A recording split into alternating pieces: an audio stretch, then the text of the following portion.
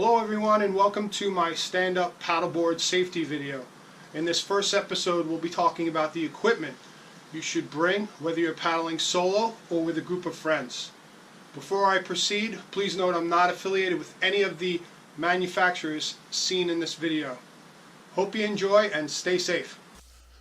In part 1 and 2 we covered off the top half of the checklist. In this part 3, we're going to cover off communication devices, proper clothing, and a float plan. Enjoy. Now, before we discuss communication devices, I'd quickly like to cover methods for contacting the Coast Guard. And what I'd like to point out is if you have a cell phone signal, you could dial 911 and the emergency operator would bridge or forward your call into the Coast Guard. And if you have access to a VHF or marine radio, the Coast Guard includes instructions on how to use it, and I've also presented it there on the screen. If you have a smartphone, I would recommend investing in a dry bag and taking the phone with you on all paddles. Obviously, if you have a signal, you could place an emergency call into 911. But the other thing I'd like to point out is most smartphones have a built-in GPS antenna. And the global positioning satellite network is separate from your cell phone carrier signal.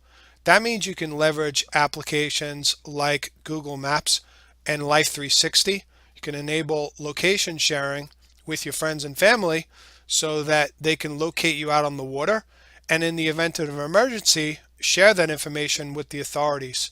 You also have at your disposal a long list of other helpful applications like Windy and Tides Near Me to check the conditions, which are constantly changing. So having your phone on you at all times while you paddle, I find extremely helpful and recommended as a safety communications device.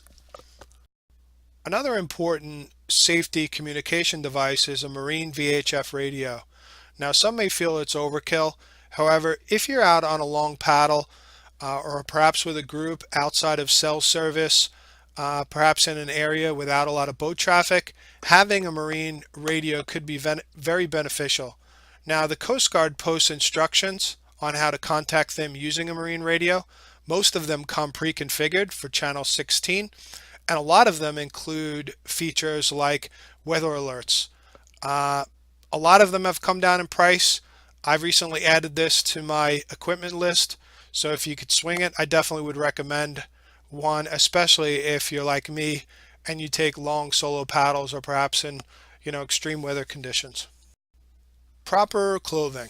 Now, I'm intentionally skipping over your bathing suits, dry fit, and rash guards, and I'm diving right into wetsuits and dry suits. Now, my wetsuit of preference is a sleeveless wetsuit, and the reason for that is I'm less likely to overheat, and I like the extra mobility in my arms.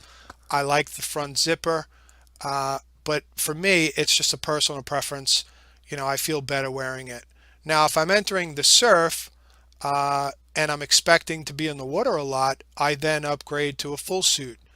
Now, each of these wetsuits have different specifications, so I would recommend checking with the manufacturer for recommended water temps and using that as your guide. What I'll also say is if you're wearing a full suit, paddling on flat water, you're likely to overheat. The full suits are designed to be submerged and them to have water in them. Also, I can't stress enough how important it is for you to find the right booties. Now, a lot of people, myself included, will put on wool socks first, then the booties over them. That little bit of extra warmth feels good. They also make dry lock boots that keep the water out. So it's important that you get a good pair of booties that work for you and keep your feet warm.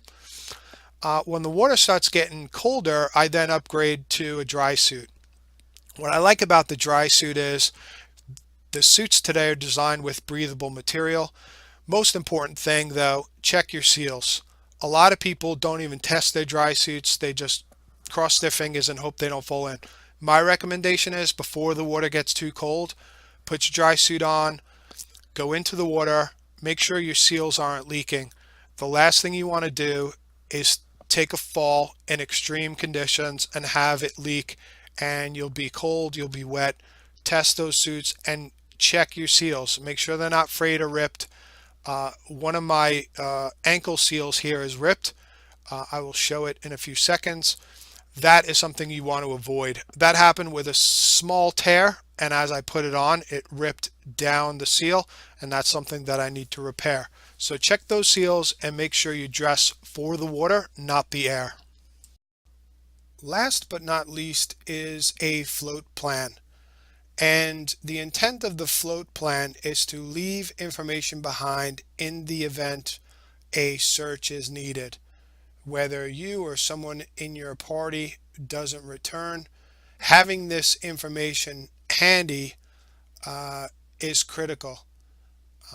A lot of the information there is common sense. However, I've gone out and checked a few different resources, have pulled in kind of like what I feel are best practices around your float plan. I've listed them there. The most important thing is to leave it behind with a reliable person, a family member or a friend. And also don't always rely on technology. We all know technology fails. You may not have a signal, your battery may die. So especially on those long or solo paddles, leave a float plan behind with a loved one, friend, or trusted person. Well, I hope you found this video useful. Thank you for watching, and please don't forget to like and subscribe below. Stay safe and be healthy.